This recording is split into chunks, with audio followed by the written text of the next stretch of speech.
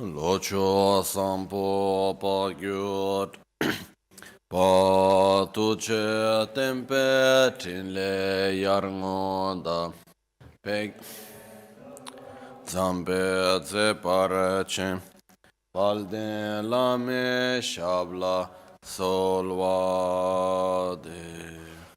Omo a guru vajra dara suma timoni shas Nyeshri Bhadra Varsa Manya Sarva Siddhi Hum Hum Om Guru Vajra Dara Suma Timonisha Sane Kar Uta Varda Nyeshri Bhadra Varsa Manya Sarva Siddhi Hum Hum Om Guru Vajra Dara Suma Timonisha Sane Kar Uta Varda Nyeshri Bhadra Varsamanya sarva siddhi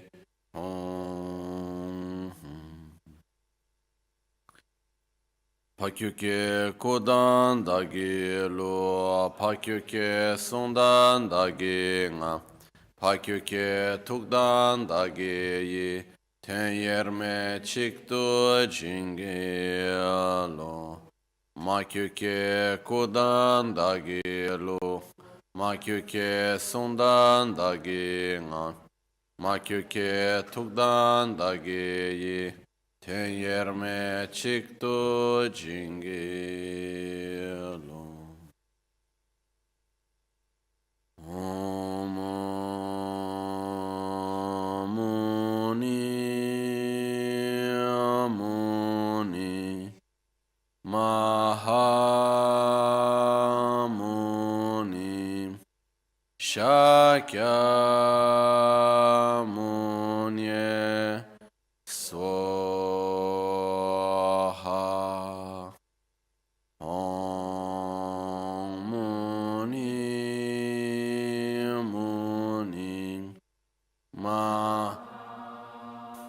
Muni Shakyamuni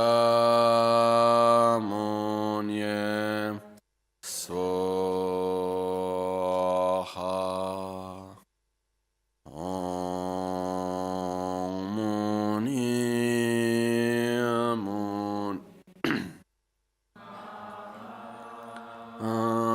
Muni Shakyamuni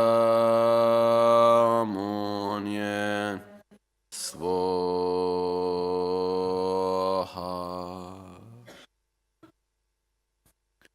Sangye chedan soge chanamla chancho pardo dani kyapsu chi dagi jinso give sonam ging drola penchire sangye druparashu Sangye chedan soge chanamla chancho pardo dani kyapsu chi dagi jinso give sonam ging Drola pinchra sangye druparasho Sangye chedan soge chona Pardo dani kyapsu chi Dagi jinso gibe sonamgi Drola pinchra sangye druparasho In the Buddha, Dharma and Sangha I take refuge unto enlightenment. Through the practice of generosity and the other perfections, may I attain Buddhahood for the benefit of all sentient beings. So, as we know, we have already talked about this many, many times. And if we stop to analyze, we can see it also. We live in a relative reality. No, it's a subjective reality. But even though it is relative, it's subjective, often one of those that most state that it is somehow objective and absolute are the religions themselves. No? In the sense that, oh yes, all phenomena are relative, but I am the only truth. No? So this is something that we need to be somehow careful. And I was just remembering when Lumpo Tata from Dhammakaya, when he came here, he gave beautiful teachings. And when I was talking to him personally in three occasions, here in Italy and then after in Thailand, he always put very clearly his wish and his attitude that the Dharma may spread, not necessarily in the form of Buddhism. He was really not attached to the form of the teachings, to the way of showing. No? It's more important that the Dharma touches people's minds and heart so they can have a better life for themselves and for others, for a more peaceful society. And what is one of the reasons why I believe he went such a good connection with Rinpoche also, because Rinpoche is also not attached to the form, but more the importance is to bring the essence, not much the form itself, how it is, no? The form should and can and should be adapted, while the essence should be kept purely. And so Luang Tata always showed this way also. And I would like actually just to start by making a dedication, just recite some mantras and make a dedication for Luang Tata, for the main abbot of Dhammakaya, and for all our friends at Dhammakaya, because they are really going through a very difficult moment right now. Particular, very, very difficult moment. So we'd like especially to make one short dedication from them. We dedicate the teachings and everything, just to make one dedication for them, okay? Om Muni Muni Mahamuni Shakya Munye Swaha Om Muni Muni Mahamuni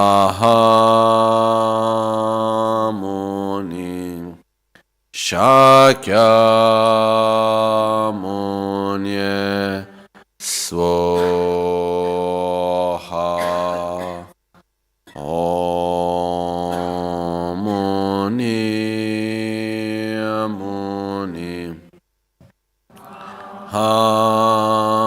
Hamuni Shakya Munye Swaha Tayata Gate Gate Paragate Parasamgate Bodhi Swaha Tayata Gate Gate Paragate Parasamgate Bodhi Swaha Tayata Gate Gate Paragate Parasamgate Bodhi Swaha Dagi sambe topdani teshin shebe chindobdan chugi yinge tonam tenda kanda samba kun teda tamche chirib toba mebra jungyuru chi nimo dele tsendele nime kunyan delek ninsen taktu dele pe koncho sumgi jingi lob koncho sumgi ngorup tso Koncho sumge trashishon. Yesterday we saw the part on developing love and compassion, exchanging oneself for others. And just to make a short conclusion of this part, we could go on and on for days and days about it, but just making a short conclusion about it. The objective is that by developing love and compassion, by training ourselves, by exchanging oneself with others and so on, we should develop what is called bodhicitta. Bodhi means enlightenment, citta means mind, the mind of enlightenment, which is basically the deep, profound determination and wish to reach enlightenment in order to help others to get out of suffering. Because in the moment that we may develop great love, this will bring us to a next state, which is somehow a state of frustration. Because if I want so much to help everyone, but I get to a point which I don't know how. Frustration in the sense of feeling of being, of not being capable, of not having the ways, the strength, the means to help others, of being impotent in this sense, incapable. I think many of us have felt something similar, being in front of someone that is suffering and wanting to help and not being able to. Sometimes we are in front of a person, this person is suffering a lot. We want deeply to help this person, but we simply have no idea where to start from. Because who is the one that should adapt? The one that's being helped or the one that is helping? The one that is helping. Sure, when someone helps us, we should adapt to the person that is helping us, okay? But generally speaking, it's the one that helps that needs to adapt to the one that is being helped. If I want to help you, I am the one that needs to learn how to speak your language. I am the one that needs to understand how it's your mind. I need to find the right key and find the right keyhole from where I can put and turn something inside of you. That's the most difficult thing of helping. Because sometimes they say, oh, but I want so much to help him, but he doesn't want to receive any help. It's not true that he doesn't want to be helped. It's simply the fact that I don't know how to reach. I don't have the right ability, I don't have the right means how to reach his mind. That's what happens very often for all of us. So, it's more easy for us to help those that are more similar to us.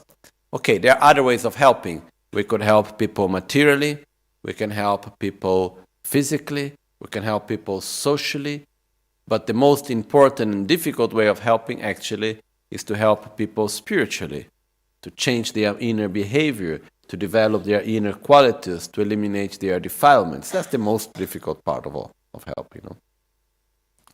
And the only way how I can help is by understanding your mind, is by really understanding you. And so we can help those that are more similar to us up to a level where we have already reached. I cannot truly help others to develop wisdom if I am full of ignorance.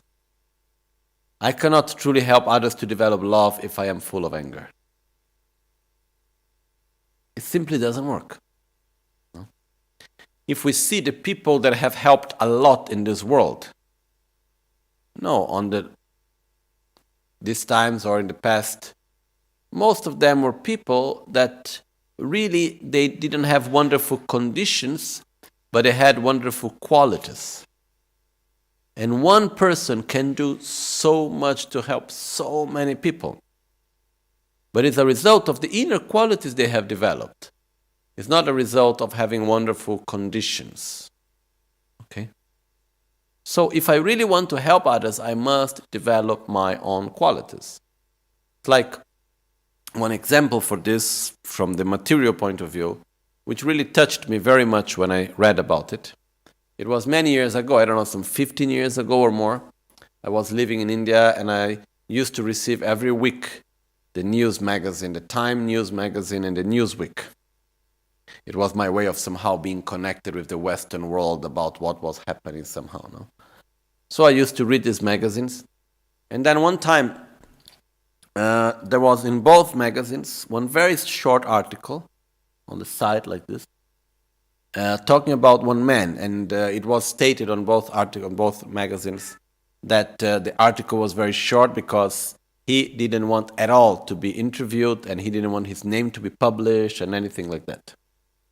Basically, it was the fact that this guy, or that same week, more or less, He was an American, and he had for 20 years one company, a duty-free company on the airports, one of the biggest duty-free companies in the world.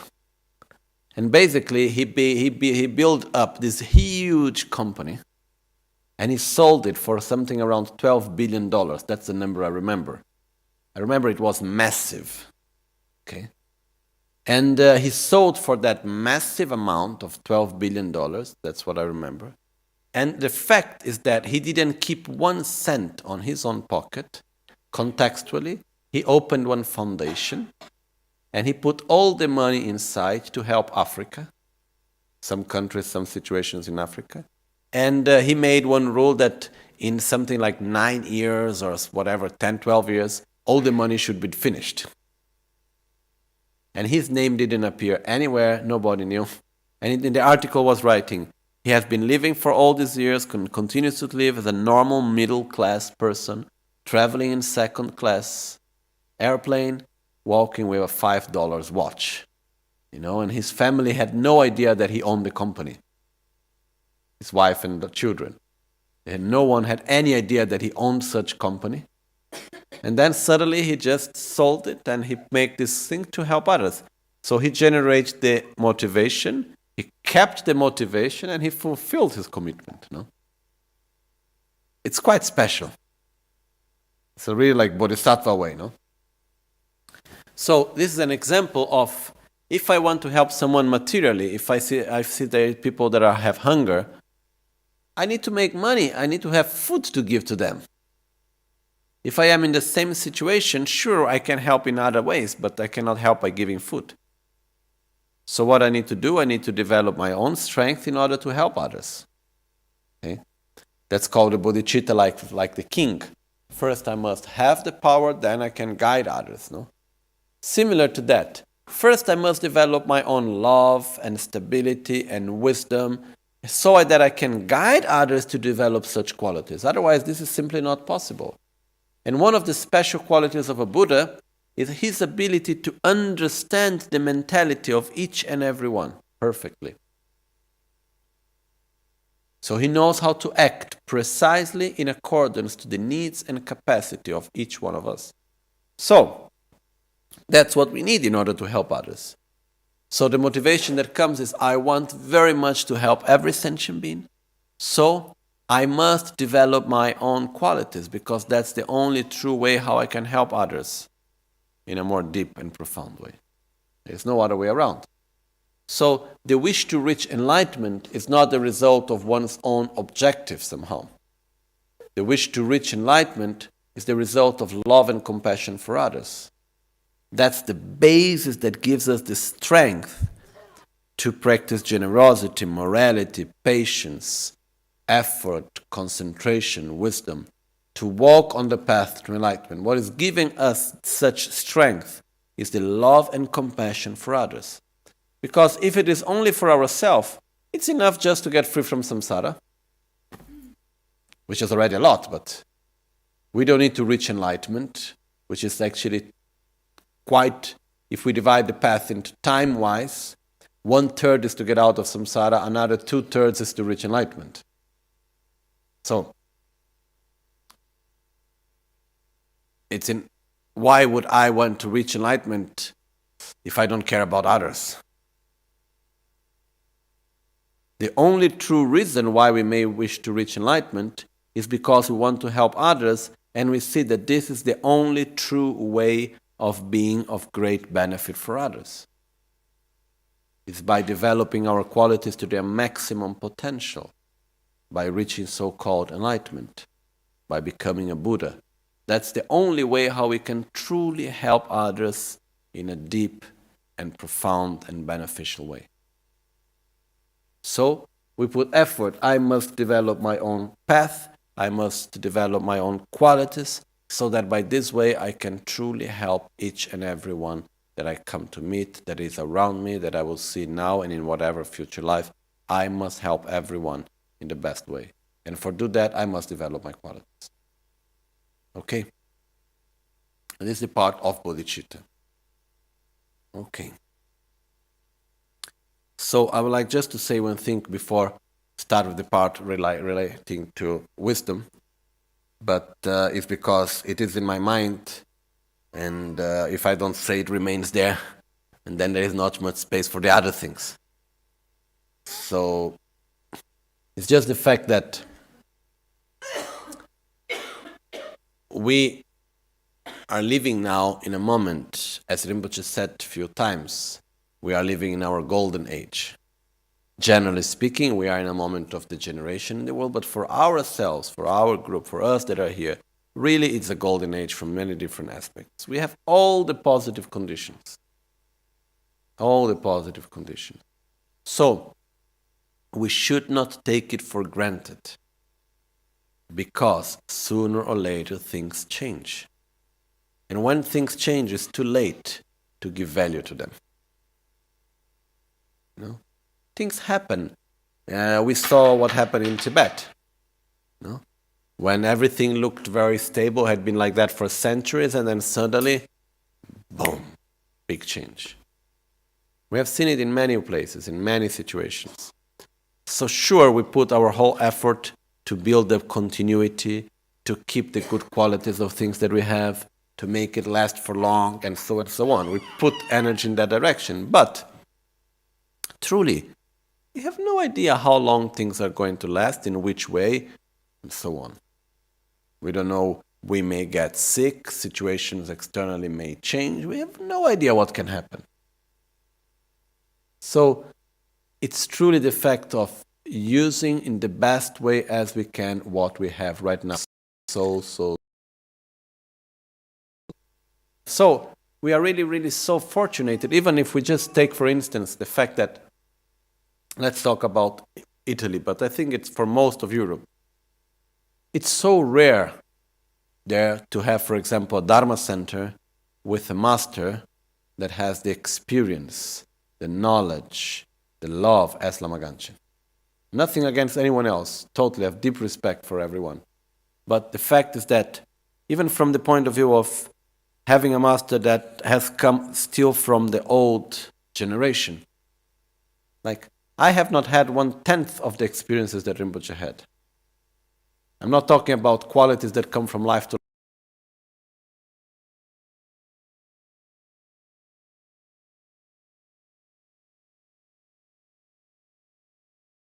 life, which is amazingly great. But even from the experience-wise, even from that point of view alone, to have the experiences that Rinpoche had, not having not even 1/10 of that. And I don't know if I would ever have.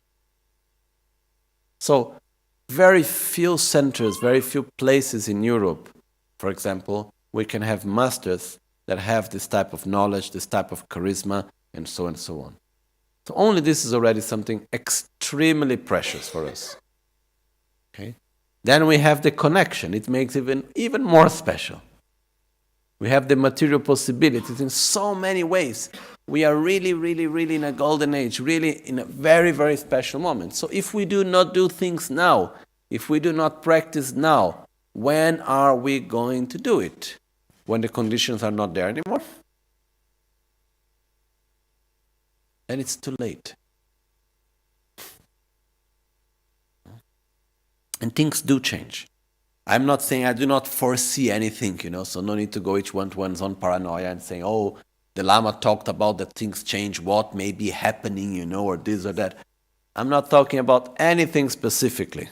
There's nothing in my mind, And but just I had some informations about another place, another group, these difficulties that our friends in Thailand are going through. And this really came to my mind that, conditions can change. Something that is there, that looks very stable, suddenly changes. Then it's too late sometimes. Then I need to take the whole time to try to change it back again and to solve the difficulties. And it's like when we are in good health, we need to use the good health for something. When we get sick, it's too late to remember how good it was when we were in good health. Now we need to take care of the sickness, no? So, it's just this. I just wanted to say, we really need to take the best advantage we can from every moment we have here with us. Instead of losing our time with our little stupid things of daily life very often. Even for one example, I have my deepest prayers and wishes and some sort of certainty that Rinpoche will remain for very long life with us. Okay, I have quite a stable sort of certainty about that. But still, how can assure us truly? No? And from the other side, let's say he has a very long life as we all wish. Let's put another 30 years, up to 100, 108. But like Gonsa Rinpoche, dedicated Rinpoche have 102. So let's say Rinpoche have 102, 108 years. Still, the time passes so fast. We need to use every moment we have in the best way. And another thing is that we receive what we connect to. For example, we have a Buddha with us. If we want to have a friend, he's going to be a friend. If we want to have a guru that guides us to enlightenment, we have a guru that guides us to enlightenment.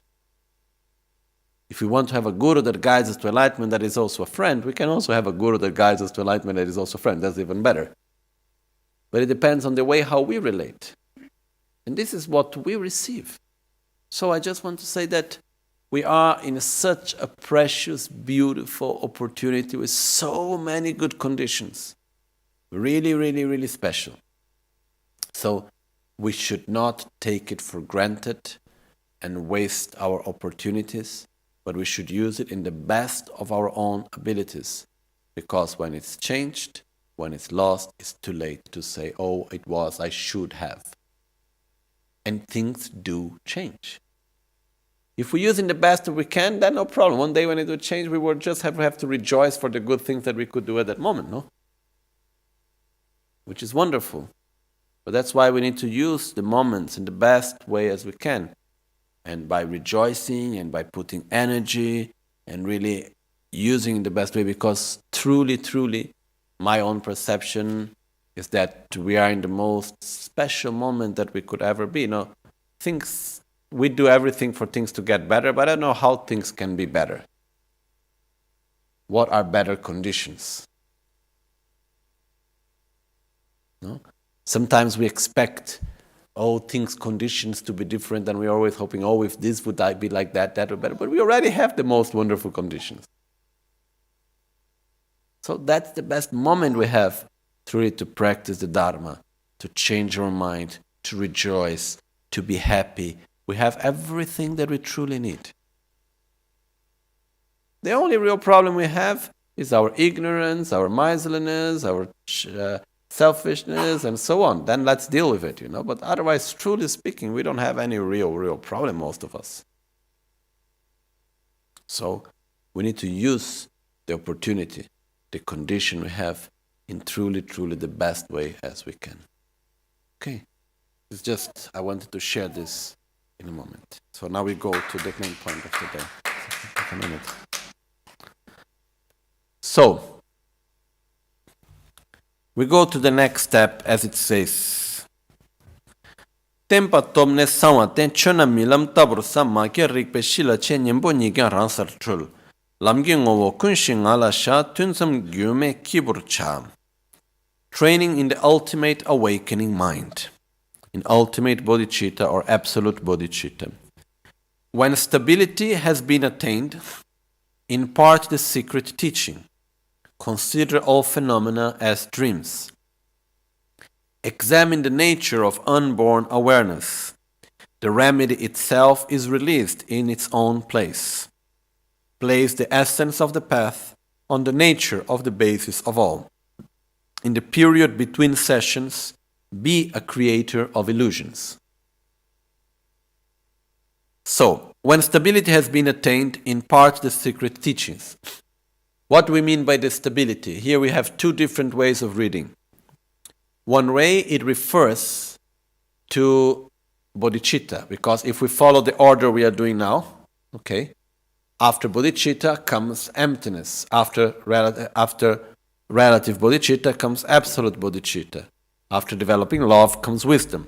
So the stability in this context means once you have developed the basis of bodhicitta, love and compassion, then you should impart on the secret path.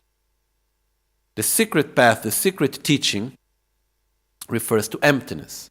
The other meaning of stability, because as we can see here in the text, we have point A, training in ultimate awakening mind, point B, training in the conventional awakening mind, okay? But the order is inverted. Because in the original text, first come the training in the ultimate and then come the training in the conventional awakening mind. But because it's more suitable for our minds, since the time of Lama Tsongkhapa, it has been inverted. Okay? So, if we see first the awakening training in the ultimate awakening mind, stability refers to the preliminaries. Okay? If we put after, stability refers to the preliminaries plus the bodhicitta. Okay? In other words, once we have developed true love, the wish to reach enlightenment, then we should impart in the secret teachings. There is one reflection from my side, is that what is a secret? Normally secret, it's something that everybody can see but nobody knows about. Okay? There is a difference between something being hidden and something being a secret. Okay? For example, we have secrets that everybody can see, but only those that know can see it. That only those that really know it can really see it. It's in the front of the eyes of everybody, but not everybody is able to see it actually. Okay? So, I don't know, we can have many examples. Just came now to my mind one stupid example. Okay? There is in the Gompa here, in all the paintings, all the drawings in the Gompa, there is actually one very little sign in one place that everybody can see. I'm seeing it right now, but it's there in the eyes of everybody. But it was like one of the persons that worked very hard to make all of this. He put his signature in one place, in a very subtle way. It's a very secret way. And mostly we don't know about it, okay? I just remember this in my mind right now. It's there, everybody can see it, but at the same time, we don't know it's there, okay? So, it's a secret. Okay? So, what I mean is that a secret normally is not something that is hidden. It's something that is there, but most people cannot see it. So, when we talk about the secret teachings, it's because it's a teaching that is about something that is there for everyone to see. It's in every phenomena, it's in every one of us, it's in every situation, every place we go, it's in everything. But even though it is in everything, most of us cannot see it. That's why it's a secret in this meaning, okay? So, consider all phenomena as dreams. To explain better the correct view of reality, there are different approaches that we can have. And we should remember that the correct view of reality, it's wisdom. Wisdom, it's in order for us to counteract, it's correct to say in English, counteract ignorance, okay? And ignorance, it's the ability of not, is the state of mind of not seeing. And it's very important for us first to see ignorance, then we can understand wisdom. If we do not see first ignorance and we go right away to wisdom, it's even danger. Because then we may connect to a sort of idealized wisdom, disconnected from our own ignorance, and then it's not applying. The antidote is not being connected to the sickness, to the poison. No? It's like a medicine. The substance that is a medicine, it becomes only medicine when it gets in touch with the sickness. The same substance, if taken by someone that don't have that sickness, can become a poison. If taken by the person that have the sickness, can be the best cure, the best medicine. So What makes that substance to become really a medicine? The fact that when entering in contact with a specific sickness, it's able to cure it. So it only becomes medicine in dependence with the sickness. True? It's like, we can have all the medicinal substances in a whole cupboard, a whole pharmacy. Until they are there, they are not medicines truly, they are just substances that contact with the poison. Otherwise, it's not. Similar to that, wisdom, it's powerful only when it enters in contact with ignorance. So, we need to see ignorance. We need to understand ignorance before understanding wisdom. So there are many different approaches when we talk about the correct view of reality. It's extremely vast and deep, and it's one of the most complex teachings that we have in Buddha's teachings. But still, from many of these approaches, I believe that one of the best is starting from understanding ignorance, which is where am I? From this, we can go to understand where can we go. Okay? So I would like to start from that. And first of all, ignorance is a state of incoherence.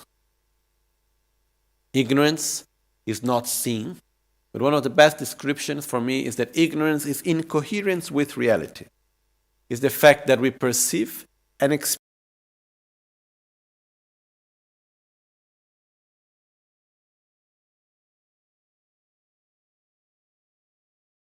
experience reality in a way different from what reality actually is, in an incoherent way.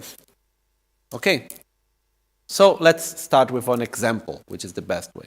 One of the most classical, ancient examples to explain ignorance is the example of the reflection of our face in the mirror. Let's say we go in the morning, or in the afternoon, evening, it doesn't matter when, but let's say in the morning, we look at ourselves in the mirror without analyzing. What do we see when we look in the mirror? Our face, right? I think we all agree that we see our face in the mirror. It's quite obvious. Okay? Without analyzing, without any philosophical thoughts. If you just ask yourself when you woke up in the morning, you go there, see a little bit. Okay? So without analyzing, have anyone here ever seen his own face? Have any one of you ever seen your face? No.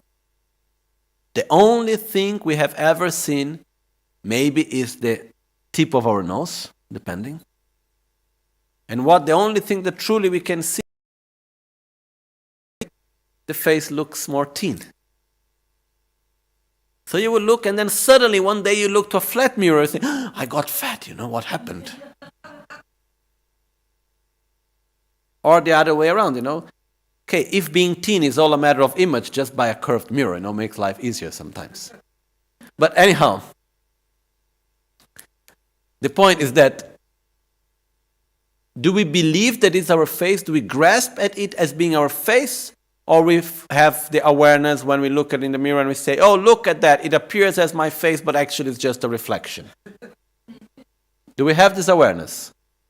No. So what happened is, it is not our face, but it appears as being our face. We believe in it, we grasp at it as being our face, and we react and act in accordance as if it was our face. Okay? So if I will see one black dot, I think there is a black dot in my face. Maybe it's just the dirt in the mirror, okay? But I believe it's my face. And like this we can go on and on. So here there are some very, very important things for us to understand.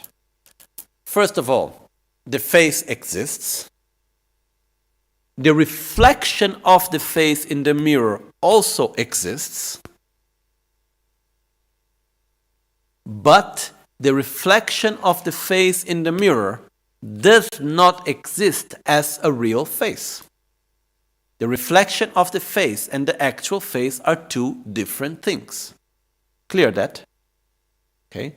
One thing is the face, another thing is the reflection of the face. They are two different things.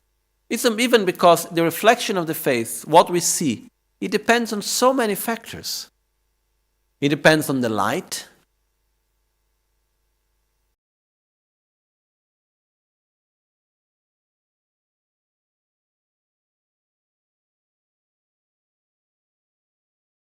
It depends, like if the light is yellow, I will see my face yellow. If the light is blue, I will see my face blue.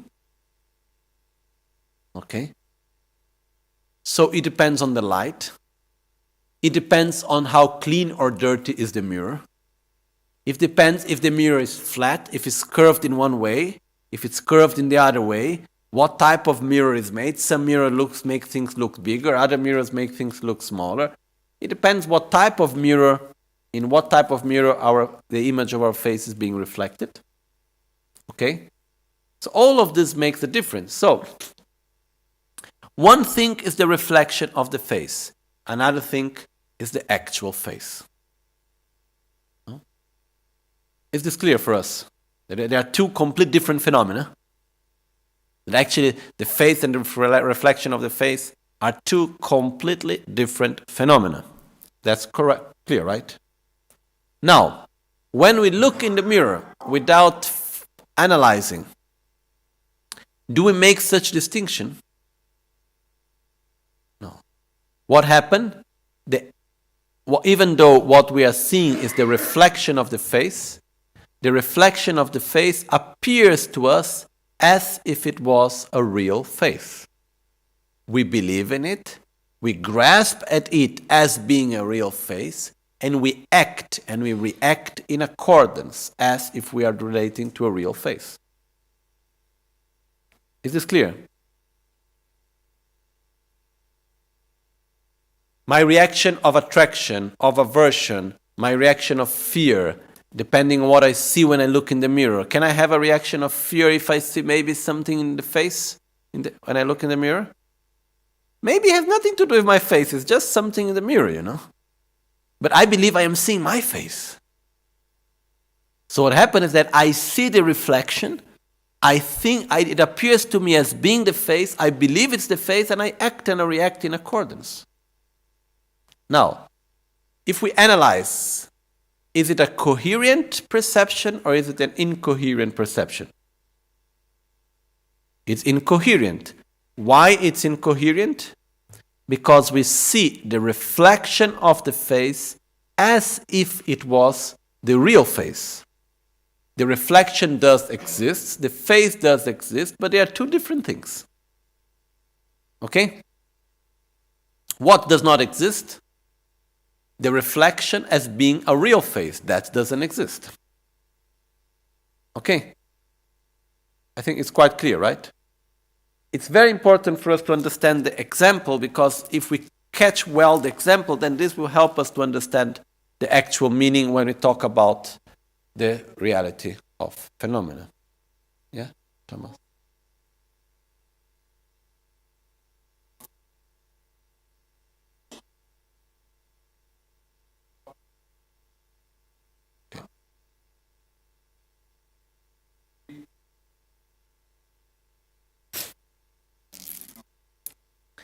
Yeah, I think we look and we don't talk to ourselves in the mirror because somehow we have had experiences based that we know, because if we stop to analyze, we know that that's not ourselves, okay?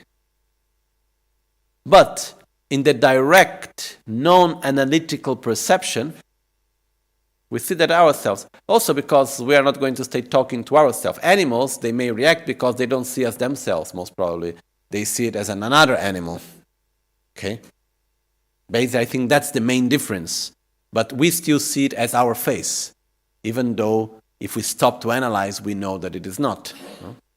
There are many examples that have been given in all the centuries, like from Nagarjuna and so on, from Buddha time.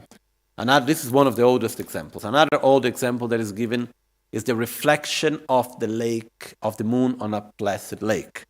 If we take the lake with no movement in the wall on a full moon night, can we see the reflection of the moon in the lake? Yes. Without analyzing, what are we seeing? The moon in the lake. Is there a moon in the lake? No. The only thing that is in the lake is the reflection of the moon. But we still can look in the lake and we see, oh, look what a beautiful moon. Oh, look how the moon is bright. Look at this, look at that. We talk about the reflection as if it was the actual moon, when it is not. Okay? We can go on and on and on with many, many, many examples. Making one more example. One of the first movies that was ever made was the image of a train coming in the direction of the person that was looking.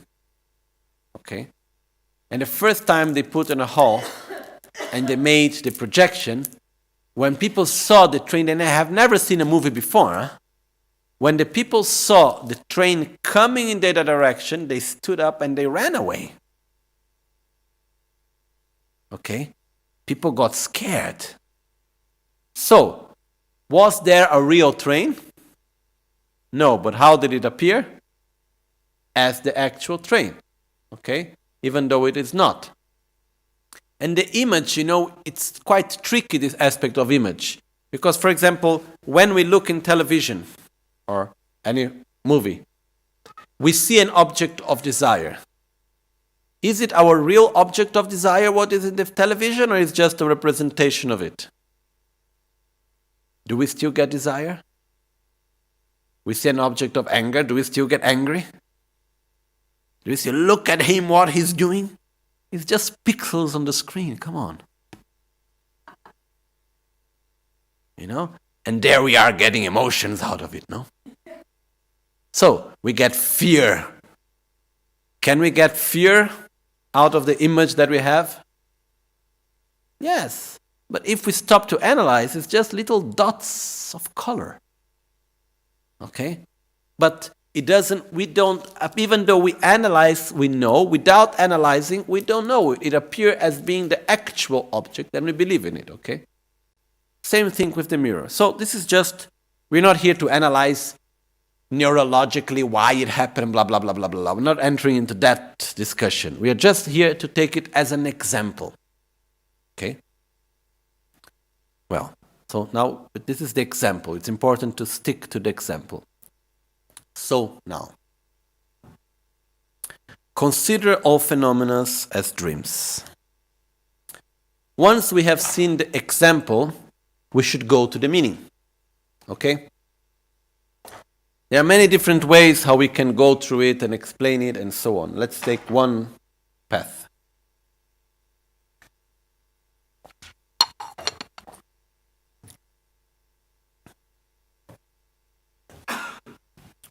So, we saw in the example that we have the reflection of the face in the mirror. The reflection of the face in the mirror does exist, but it appears to us as being an actual face, which is a wrong perception. So, and not only it appears, we believe and we grasp at it, and that's our ignorance. So what happens is that the reflection of the face in the mirror does not exist as an actual face. It does exist as a reflection, but it does not exist as an actual face. Okay? Now, let's try to understand the actual meaning. Let's take, for instance, sound. Okay? I play the sound of this bell. Without analyzing, just our natural, direct perception. Are we listening to the same sound? Yes, right? Okay, without analyzing. If I just ask, okay, I'm going to play the sound. When I play the sound, everybody goes, okay? Okay, we understood the same sound, right? So, now we stop to analyze. The perception of the objects through our senses depend mainly in three aspects. It's like 3 plus 1. Which is called the contact and discernment. Okay? The first part of contact is divided into 3 parts which make contact, which is the sensual object, the sense object, the sense power, and the sense consciousness. So, let's look at the sense object, the actual sound. Okay? So, as I play it, what is the sense object? The vibration in the air. Correct? Now, the vibration in the air, the actual sound that arrives in my ear, and the vibration in the air that arrives in the ear of each one of you, is it the same or is it slightly different? Depending on the position where we are, the sound will reflect on different objects and will arrive in a slightly different way, correct? So, what does this mean? That the object, the sense object, is slightly different. It's very similar, but as we know, what is similar by definition is different. So if something is similar, it is different. So the sound that we listen, even though it seems as being the same, actually the object, the sense object, is different. Okay? The waves in the air that arrives in my ear and in each one of you, because of the position where we are and so on, it's a bit different. Okay. Now, second part, the sense power, our own ear, physical aspect. Is it the same or is it slightly different? It's also different, okay? We do not perceive all the frequencies exactly in the same precise way. We are all human beings, that's why it's quite similar, but it's different. The sense consciousness, the part of the mind that perceives sound. Is it the same or is it a bit different for each one of us? I suppose different. And the fourth point, the value that we attribute to the sound. The name that we give to it. The value that we attribute to it. Is it the same or is it different? We all say when I play this bell, it has the same meaning for every one of us? We give the same value to it? No. Even though we may call it with the same word, sound, but it's still the value that I attribute. For me, I remember one of the meanings of sound is to remember emptiness. Hopefully I can remember that at that moment. But it depends. For each one of us, it has a different meaning. It brings different emotions. It has different values that we attribute to it. Okay? So, even though without analyzing, when I play the bell, we say, yes, it's the same sound. When we stop to analyze it, what happens? The object is different. The sense power is different. The sense consciousness is different. And the value attributed is different. So, it's a complete different reality. Okay. Now, when we see something, it happens in the same way. What I see, it has the object, which is the light that comes to my eyes, the eye sense power, the eye sense consciousness, and the value that I attribute to it. Again, it is different. Okay? So, when I listen to the sound, without analyzing how does the sound appear to us, as, oh, look at this beautiful sound that I am listening as a reflection of my senses and the value that I am attributing to it? Or does the sound appear to us as existing totally independently from us? That's how we perceive it, right? For us, the sound exists totally independently from us. It's there, I am here, the Lama is there doing dung in the bell. I have nothing to do with it. So, basically, our perception is that what we perceive exists to us independently of us. But now, the sound that I listen, does it exist independently of my own perception, of myself? No. The image that I see, does it exist independently of my own self and perception? No. So what does that mean? That actually, even though it appears to me as existing independently of me, actually it does not. Okay? The vibration of the sound, it's here, But the way how I perceive it, it exists for me only in accordance to my own senses, consciousness, value attributed, and so on. Okay? So where is our incoherence? Where is our ignorance? The fact that we see it, that it appears to us, and we grasp at it, and we react in accordance, as if the sound existed independently from us, when actually it exists in dependence of us. Okay? Where is our incoherence? Where is our ignorance? Is the fact that when we listen to the sound, it appears to us, okay? It appears to us, we grasp at it, and we react in accordance, as if it existed completely independently of us, in an autonomous, independent, intrinsic, objective, absolute way. Okay? When actually it exists in a subjective, interdependent way. Okay? Let's make another example. We take, for instance, the same object. What is this? Singing bowl, right? It's a bell for ringing and for meditation. So I go there, I buy this beautiful bell, this beautiful singing bowl. I pay quite expensive for it. I bring it to my house, need to take on the plane, so difficult because it's big and clumsy. Anyhow, I take it home and I put in my room where I meditate, and I'm so happy about it, and I take good care of it. So then I go to my job, I came back in the end of the day, I'm quite stressed up, so I'm hoping, let's go to listen to some singing bowl to calm down, and this and that and so on. So we are there hoping to go to listen to the bell and so on. And then we arrive there and we don't see our bell.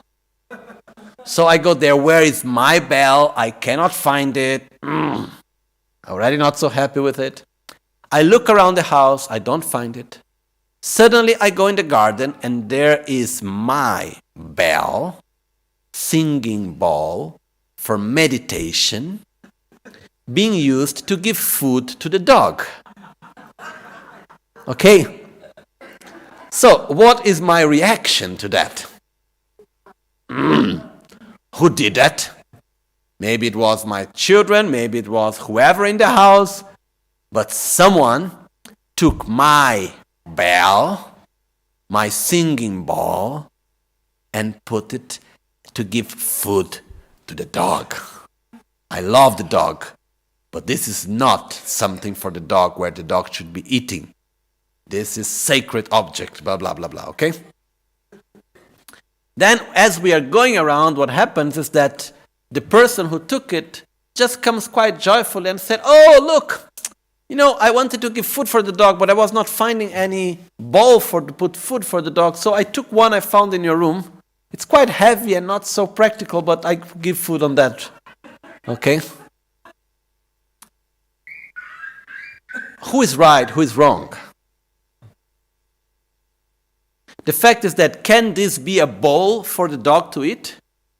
The dog needs to be a little bit big. If the dog is small, it's a little too deep, but still. Can it be a bowl for the dog to eat? Yeah. Can it be a bowl to play sound, to meditate? Yes. Okay. So the problem is what? Is that when I say that this is a singing bowl, it only exists as a singing bowl because it has a union of parts towards which I attribute the value singing bowl, and it can fulfill such values. So it is for me a singing bowl. But the problem is that when I look at it, I attribute a value and I believe that the object is the value that I'm attributing by itself, autonomously, intrinsically, objectively. It is a singing bowl, if you like it or if you do not like it. If I had explained it to you or not, what is this? It is a singing bowl. Okay, and you are using it wrongly. So what happened basically is that our ignorance is the fact that when we see things, when we listen to things, when we relate to reality, we relate to reality through an imputation of the name, through a value that we attribute, through a connection with this object that comes through our senses, and then we attribute a value to it. What arrives to our ears is just sounds. What arrives to our eyes is just sound, which is just form and color. But what we do to this information, we attribute value to it.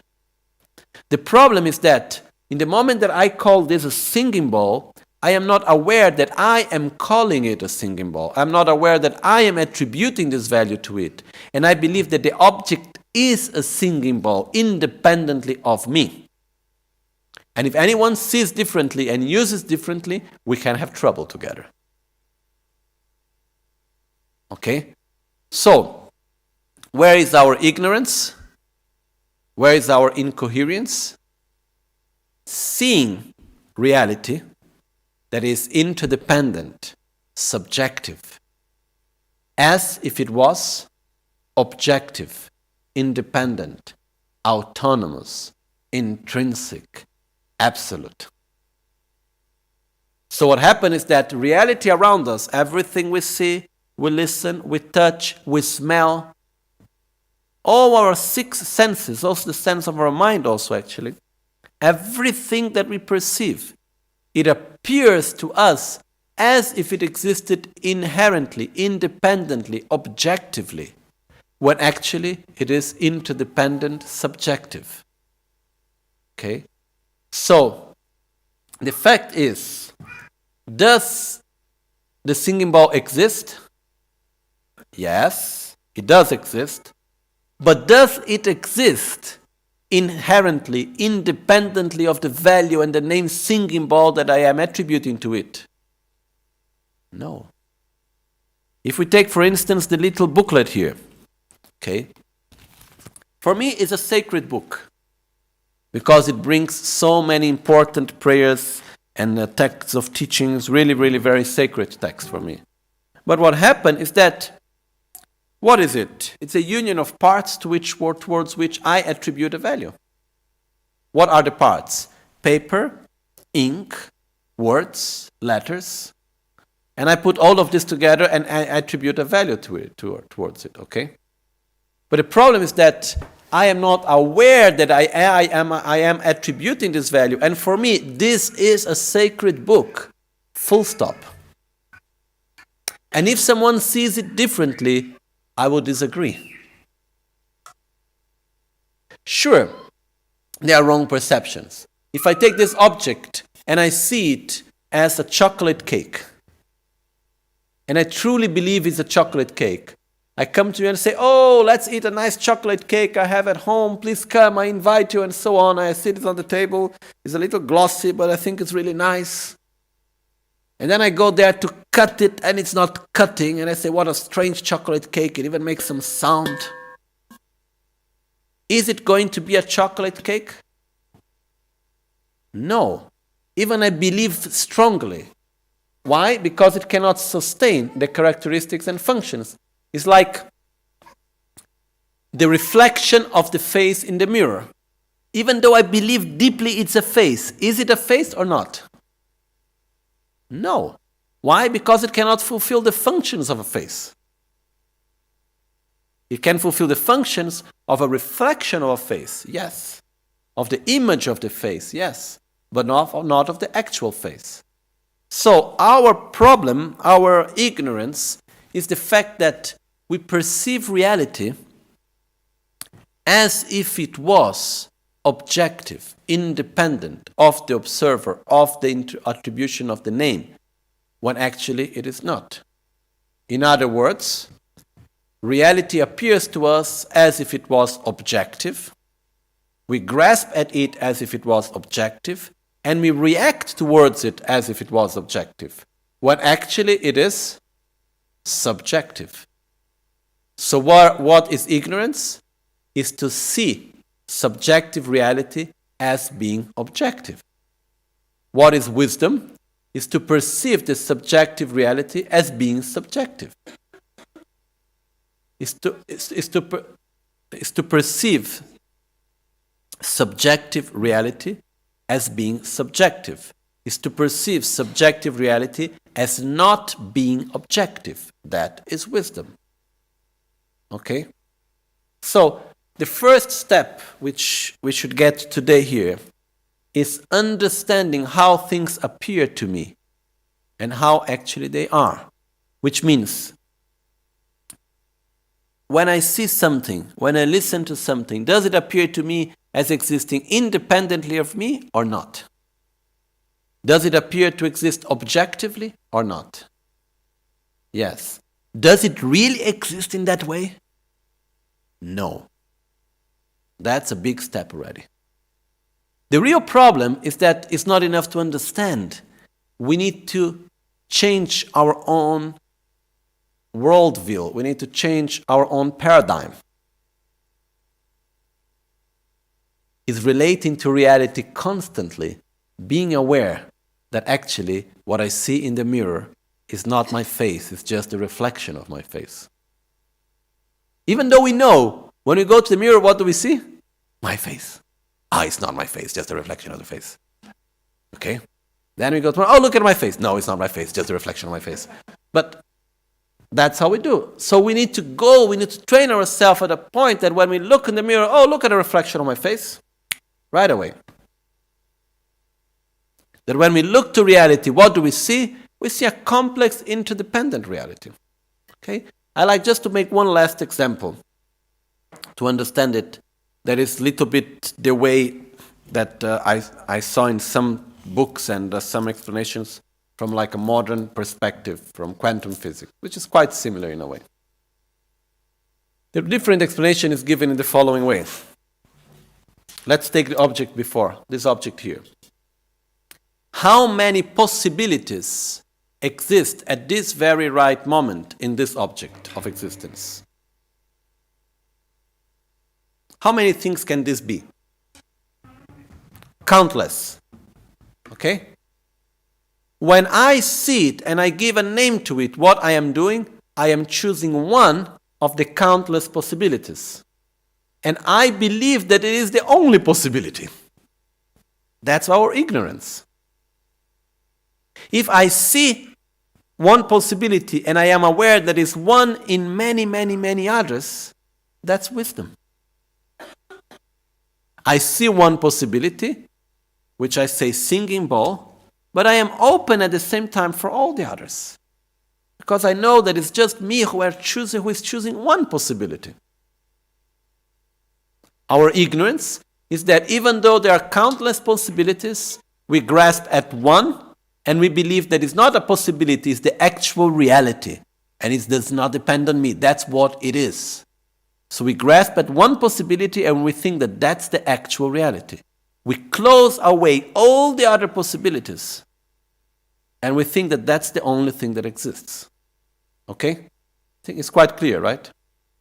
So, just to conclude, as the text says, this is a subject that we need to repeat again and again and again and again many, many times to understand it more and more deeply. And as the text says, it says, when stability have been attained, impart the secret teaching.